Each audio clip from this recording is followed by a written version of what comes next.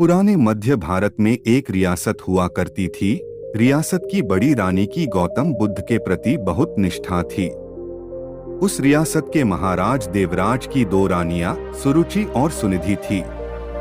राजा देवराज की पहली पत्नी सुरुचि थी, जिसका स्वभाव किसी साध्वी की तरह था।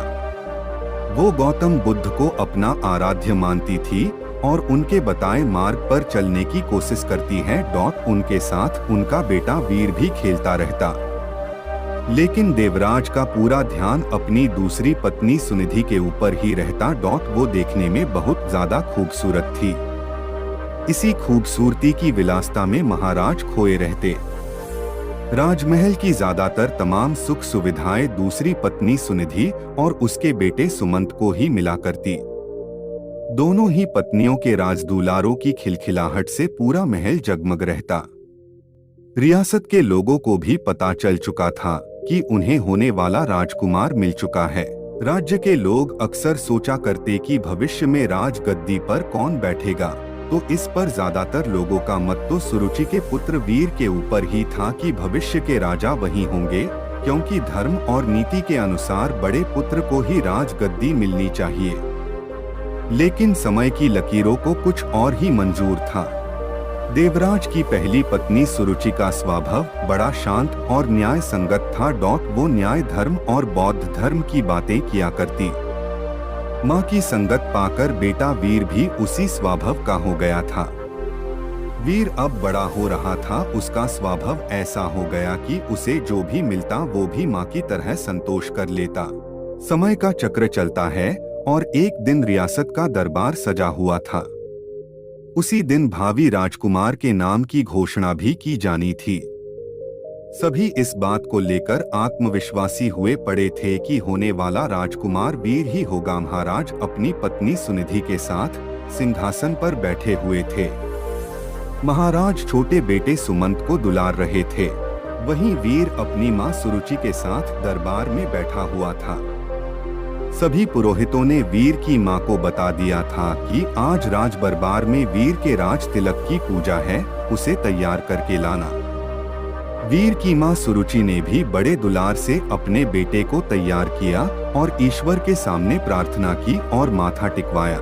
महल में शंख बजने शुरू हुए। पुरोहितों ने वीर का नाम भी लिया। बालक वीर सौम्य अंदाज में पिता की गद्दी की तरफ बढ़ा और अपने पिता का आशीर्वाद लिया। पिता आशीर्वाद देने के लिए हाथ उठाते की दूसरी रानी सुनिधि ने पीछे धकेल दिया। वीर की आंखों से आंसू गिरने लगे। भरे राज दरबार में गुस्से से लाल रानी सुनिधि ने वीर की कलाई को मोड़ दिया था। उन्हें सिंहासन पर पहुंचने से रोक दिया। फिर सुनिधि ने अपने कड़े शब्दों और सख्त आवाज में कहा कि तुम इस सिंहासन और महाराज की गोद में बैठ नहीं सकते। सिंहासन में बैठने वाला काबिल हो या ना हो, वो चहेती रानी का पुत्र ही होना चाहिए। तुम दासी के बराबर वाली रानी के पुत्र हो।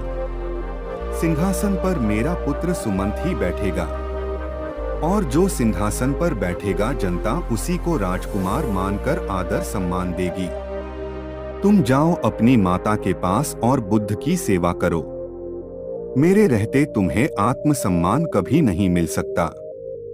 जाओ पहले अपना भाग्य बदलकर आओ। राजकुमार बनने के लिए तुम्हें मेरी कोख से जन्म लेना पड़ेगा। यह सब सुनकर पूरा राज दरबार हक्का बक्का रह गया। सबको आश्चर्य भरी नजरों से महाराज देवराज की ओर देखे जा रहे थे कि महाराज कुछ बोल क्यों नहीं रहे।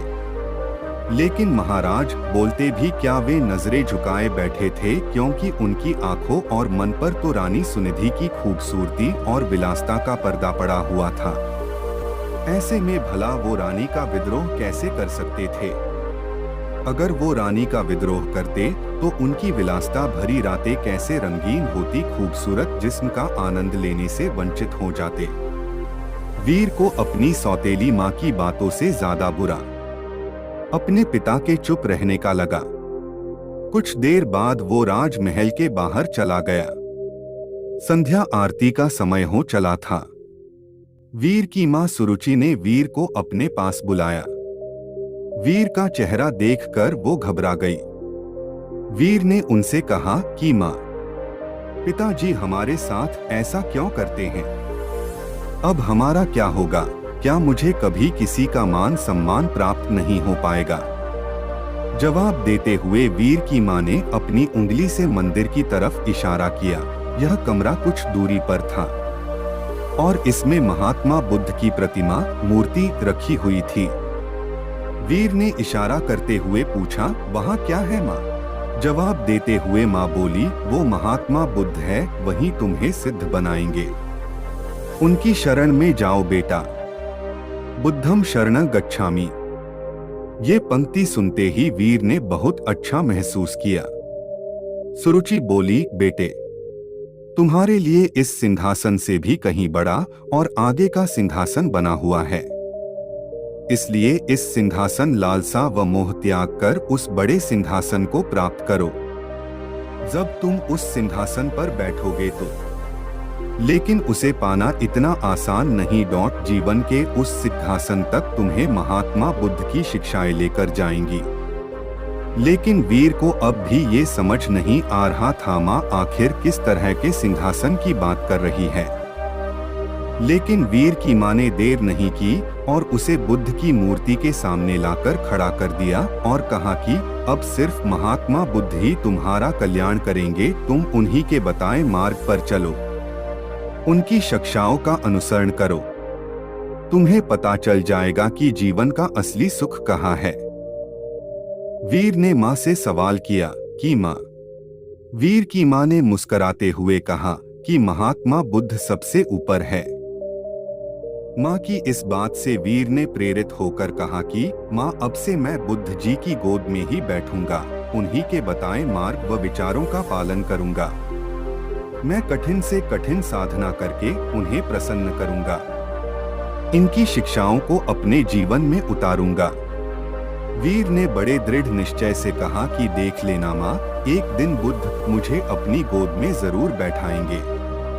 रानी सुरुचि अपने बेटे की इन मासूम बातों को सुनकर हैरान थी। माँ ने वीर को गोद में उठाया और कहा कि पूरे मन से बुद्ध की बातों का अनुसरण करो। वीर भी गोद से उतरते हुए जवाब दिए कि आज से मेरे आराध्य बुद्ध हो गए हैं। बुद्ध अब राजमहल छोड़ने का फैसला कर लिया। इतने बड़े फैसले और जीवन परिवर्तन से सभी हैरान थे और माँ को भी चिंता हो रही थी। माता पिता को प्रणाम कर वीर अब बुद्ध ज्ञान लेने जंगल की ओर निकल गया। महाराज देवराज को भी अपनी गलती का एहसास होने लगा, लेकिन अब भी वो कुछ ना कर पाए। वीर बुद्धम शरणम गच्छामि शब्दों का निरंतर जाप करता हुआ अपने पथ पर निकल गया। कोसों दूर पहुंचने के बाद वीर की मुलाकात एक बौद्ध भिक्षु से हुई। वो एक कुटिया में रहा करते थे। वहां उनके कुछ शिष्य भी थे। वीर ने बौद्ध भिक्षु से ज्ञान मांगा और कहा कि उन्हें बुद्ध से मिलना है।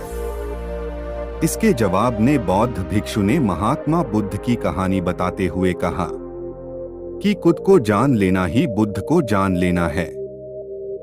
लेकिन फिर भी वीर ने बुद्ध से मिलने की जिद नहीं छोड़ी। तब बौद्ध भिक्षु ने कहा, तुम अभी आराम करो, मैं कल सुबह तुमसे बात करूंगा। पूरी रात गुजर गई और वीर बुद्धम शरणम गच्छामि का जाप करता रहा। सुबह हुई तो वीर ने बौद्ध भिक्षु से फिर सवाल किया। भिक्षु ने जवाब में कहा कि अभी मेरी एक अंगूठी खो गई है, उसमें मेरी जान बसती थी, उसे खोज दो फिर मिलवाता हूँ। वीर पूरे मन से उस अंगूठी को खोजने में लग गया। सुबह से रात हो गई, लेकिन अंगूठी नहीं मिली। फिर बौद्ध भिक्षु ने वीर को दिया लेने के लिए कुटिया के अंदर भेजा। वहां पहुंचकर वीर ने देखा कि अंगूठी तो अंदर ही संभाल कर रखी हुई है। यह दृश्य देखकर वीर को बहुत दुख हुआ। उसने बौद्ध भिक्षु से कहा कि जब आपने अंगूठी को अंदर ही रखा हुआ था तो आपने मुझसे बाहर क्यों तलाश करवाया? इसका जवाब देते हुए बौद्ध भिक्षु बोले कि ठीक इसी तरह बुद्ध भगवान भी तुम्हारे अंदर विराजमान है, फिर भी तुम उन्हें बाहर क्यों खोज रहे हो? खुद को मोह, सम्मान, लालच, बुराई, अपमान, क्रोध, क्रूरता, ईर्ष्या जैसे भावनाओं से मुक्त कर दो। किसी की बातों का बुरा मानना, क्रोध करना और किसी भी प्रकार लालसा मन से त्याग दो। बस इतना ही करना, फिर देखना बुद्ध तुम्हें तुम्हारे अंदर ही मिल जाएंगे। इसके बाद वीर जब यह भी समझ गए कि बुद्ध एक साधारण पुरुष से कैसे महात्मा बुद्ध बने थे, तब इसका उनके मन पर बहुत प्रभाव हुआ। वह बहुत प्रेरित हुए। वीर ने अब गहरे ध्यान में डूबकर बुद्ध की उपासना आरंभ कर दी। जैसे जैसे वीर का ध्यान गहरा होता गया, उसी तरह वीर को आत्मज्ञान की प्राप्ति होने लगी। एक वक्त ऐसा आया कि वीर की सारी चाहतें मर गई। वीर के मन से सभी लालसाएं खत्म हो गई। वीर को अद्भुत आनंद का एहसास हो रहा था। लंबे वक्त तक नियमबद्ध तरीके से ध्यान करते रहने से उन्हें आत्मज्ञान की प्राप्ति हुई थी। राजमहल की तरफ से उन्हें बुलावा भेजा गया। रियासत की हालत ठीक नहीं चल रही थी, क्योंकि महाराज का दूसरा बेटा विलासिता में बर्बाद हो चुका था। सुनिधि का हुस्न व खूबसूरती भी उम्र के साथ ढल चुका था। वहीं दूसरी ओर वीर की समृद्धि दूर दूर तक फैलती जा रही थी। एक दिन और आया, बौद्ध भिक्षु के रूप में वीर ने राजमहल में कदम रखा। प्रजा की आंखों में आंसू भी थे और सम्मान भी। महाराजा और सुनिधि हाथ जोड़े पछतावे के आंसू रो रहे थे। वीर की मां के कानों में भी बच्चे वीर की बातें साफ साफ गूंज रही थी। कहा कि दूसरों की सेवा से बड़ी कोई विलासिता नहीं। कोई भी सिंहासन कोख से नहीं बल्कि काबिलियत से तय होता है। वीर ने राज सिंहासन का त्याग कर दिया और त्याग करने के लिए मंदिर रूपी कमरे की ओर चलने लगे।